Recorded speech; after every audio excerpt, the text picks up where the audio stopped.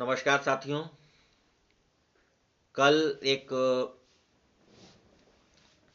प्राथमिक शिक्षा निदेशक महोदय का एक पत्र आया है कल, जिसमें 2006 से लेके आज तक जितने भी बीएड शिक्षक प्राइमरी कक्षाओं में कार्यरत हैं उनकी सूची मांगी गई है और वर्षवार सूची मांगी गई है। इसको लेकर के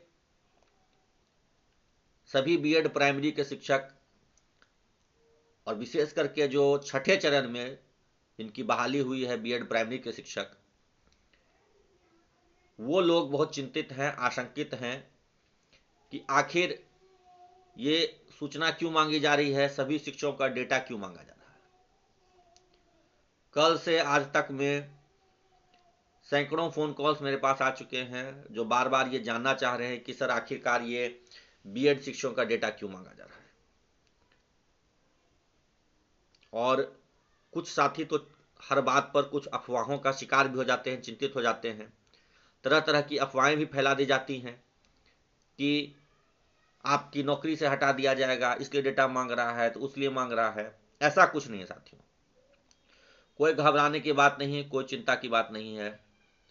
जैसा कि मैंने शुरू से जिस दिन से CWJC 5053 का फैसला आया है उस दिन से मैं लगातार बता रहा हूं, अपडेट कर रहा हूं आपको, और मैं प्रयास कर रहा हूं कि सरकार के साथ मिल करके इस मामले को सुलझाऊं, विभागीय पदाधिकारियों से मिल करके उनका साथ लेते हुए इस मामले को सुलझाऊं।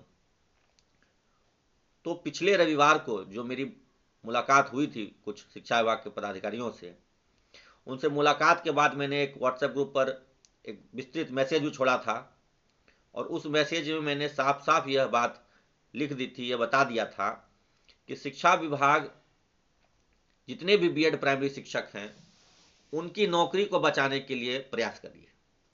क्या प्रयास कर रही है, कैसे प्रयास कर रही है, आज मैं इसी बात पर पूरा ये वीडियो आप देखेंगे तो आपको समझ में आएगा कि आखिरकार किस तरीके से बचाने का प्रयास है। और हम लोग उसमें खास करके जब मैं मुलाकात कर रहा हूं विभागीय पदाधिकारियों से, राजनेताओं से, तो मैं किस बिंदु पर और किस तरीके से उनको बचाने के लिए मैं रास्ता निकालने की बात कर रहा हूं, इसको आप समझिएगा।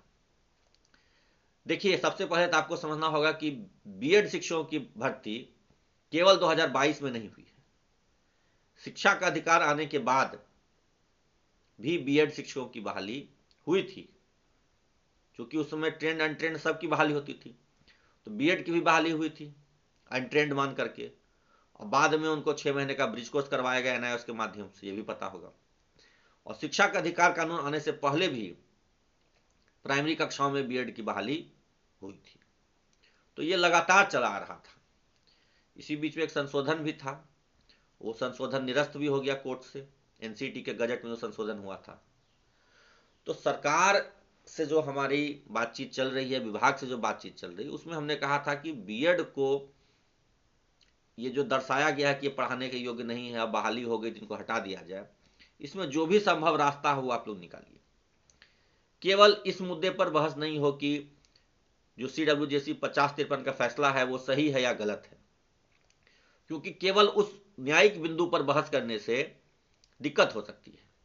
पूर्व में भी बीएड को लेकर के सरकार सुप्रीम कोर्ट गई थी, एसएलपी दायर की थी, या और भी कई साथी गए थे बीएड की ओर से, लेकिन सब जगह निराशा हाथ लगी। तो इस बार हम लोगों को निराशा हाथ नहीं लगे, वहां से जीत सुनिश्चित हो, इसके लिए केवल न्यायिक बिंदु पर बहस ना हो करके कि कौन सही है कौन गलत है, बहस इस बात पर होनी चाहिए कि जिनकी नौकरी हो गई है उनकी नौकरी कैसे बचेगी, कैसे बची रहे उनकी नौकरी, इस पर चर्चा होनी चाहिए। और इस पर चर्चा तभी होगी जब सरकार की ड्राफ्टिंग उस दिशा में इशारा करेगी, सरकार का प्रेयर वैसा होगा कि केवल सही गलत का फैसला नहीं हो बल्कि नौकरी कैसे बचेगी इस पर सुप्रीम कोर्ट अपनी राय दे, अपना डायरेक्शन दे। क्योंकि नौकरी तो हो गई, 2 साल तो कर लिया सबने नौकरी, अब पढ़ा भी रहे हैं 2 साल से, और ऐसी परिस्थिति में उनको नौकरी से निकाल देना कितनी बड़ी विपदा आ जाएगी उनके ऊपर, इसको समझना होगा सरकार को भी और कोर्ट को भी।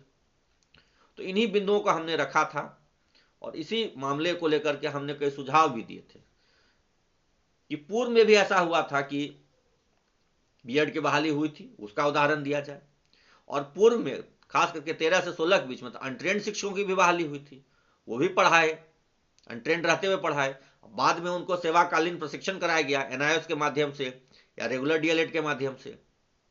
कुछ लोग तो मेरे बारे में अफवाह फैलाते हैं कि मैं एनआईओएस से प्रशिक्षित हूं, हकीकत जबकि यह है कि मैं सत्र 2015-17 में रेगुलर डीएलएड से प्रशिक्षित हूं।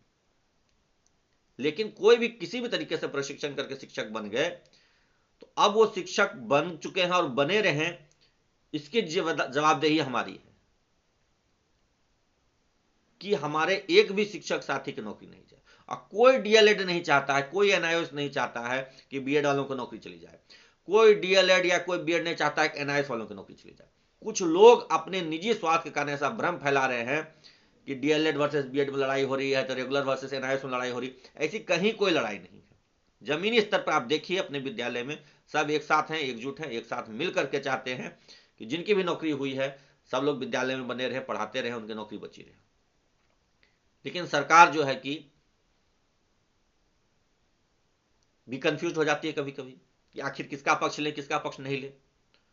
लेकिन बीएड वाले मामले में हमने यह पूरा प्रयास किया है कि सरकार जो बीएड पास शिक्षक हैं, कार्यरत हैं, उनका पक्ष ले और उनके पक्ष के लिए ही सरकार तैयारी कर रही है, विभाग तैयारी कर रही है। विभागीय पदाधिकारियों से मैं लगातार संपर्क बना हुआ रहता हूं, उनको कन्विंस करने की कोशिश करता रहता हूं। तो ये जो सूची मांगी गई है, इस सूची से कोई घबराना नहीं है। सभी शिक्षक अपना डेटा जमा कराएं, अवश्य जमा कराएं, चूक नहीं हो। क्योंकि अगर डेटा देने में आप चूक गए, आपका डेटा नहीं पहुंचा विभाग में, तो कल आपको दिक्कत हो सकती है। उस लिस्ट में से आपका नाम कट सकता है, आपकी नौकरी बचने पर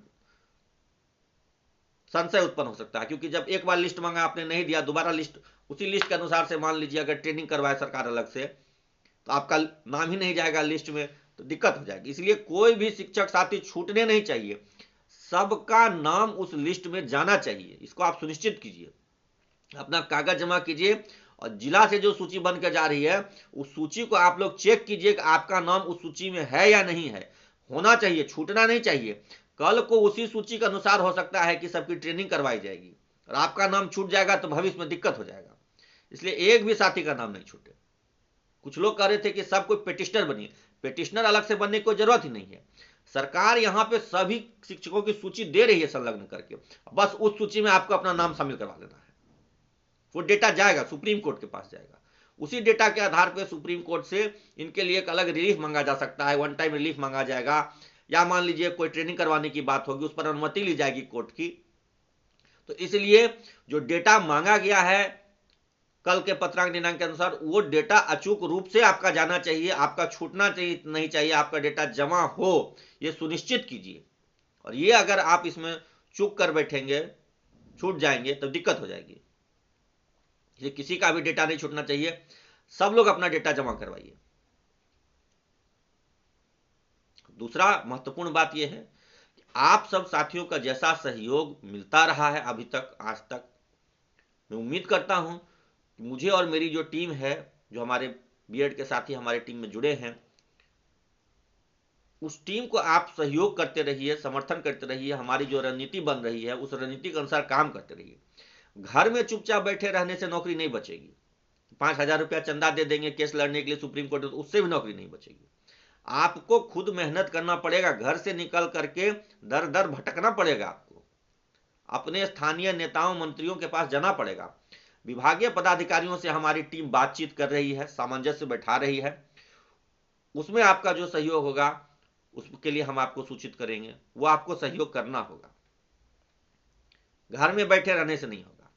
और आपका सहयोग से हमें मतलब है कि आपका फिजिकल सहयोग हमको चाहिए, फिजिकल, भौतिक रूप से आपकी उपस्थिति चाहिए। नहीं आप अगर भौतिक रूप से उपस्थित होंगे तो दिक्कत हो जाएगी। सभी जिलों में, मैं बार बार कह रहा हूं, सभी जिलों में जो बीएड शिक्षक हैं वो एक दिन बैठक कीजिए और बैठक करके रणनीति बनाइए। नहीं बनाइएगा तो दिक्कत हो जाएगी, अब बहुत बड़ी दिक्कत हो जाएगी। सिर्फ केस के लिए पैसा दे देने से नौकरी नहीं बच जाएगी, सिर्फ केस के भरोसे रहेंगे तो नौकरी नहीं बचेगी। सरकार को कन्विंस करना, विभागीय पदाधिकारियों को अपने पाले में लेना, जो पदाधिकारी लीगल सेल में है शिक्षा विभाग के, उनसे सामंजस्य बैठाना, ये सब बहुत जरूरी है। और ये सब तभी होगा जब आप सब लोग सहयोग करेंगे। अकेले मेरे बस की बात नहीं है। मैं आपके लिए जितना संभव आज तक हुआ है मैं करता रहा हूं, लेकिन आगे आपका सहयोग जरूरी है। घबराइए नहीं, जो डेटा मांगा गया उसमें अचूक रूप से अपना डेटा दीजिए, डेटा पहुंचवाइए। जिला का जो सूची बन रहा है डेटा का, उसमें चेक कीजिए कि वो सूची में आपका नाम है या नहीं है। होना चाहिए, जरूर होना चाहिए। अगर छूट गया तो दिक्कत हो जाएगी।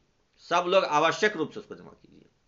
अब विभिन्न जिले के जो साथी इस वीडियो को सुन रहे हैं, वो आप मेरे व्हाट्सएप नंबर पे जो 8809821470 है, मैं फिर से दोहरा रहा हूं, 8809821470, उस पर आप मुझे मैसेज कीजिए, व्हाट्सएप कीजिए। अलग अलग जिले का ग्रुप बनाइए। सिर्फ बीएड वालों का हर जिले का ग्रुप होना चाहिए। हर जिले में आपको एक टीम बनानी पड़ेगी और सबको मिल करके लड़ना पड़ेगा। ऐसा नहीं है कि सब अलग अलग लड़िएगा तो जीत जाएगा, एक साथ एकजुट होकर लड़ना पड़ेगा। लड़ाई हमारी जमीनी स्तर की होगी। आप लोग सहयोग कीजिए, साथ दीजिए। घर बैठे रहिएगा तो दिक्कत हो जाएगी। फिलहाल जो सूची मांगी जा रही है, अचूक रूप से उसमें जमा कराइए अपना नाम। जिला की सूची जो जा रही है पटना, उसमें चेक कीजिएगा आपका नाम होना चाहिए। धन्यवाद। तब तक अगली जानकारी में मैं आपको अपडेट करता रहूंगा। धन्यवाद।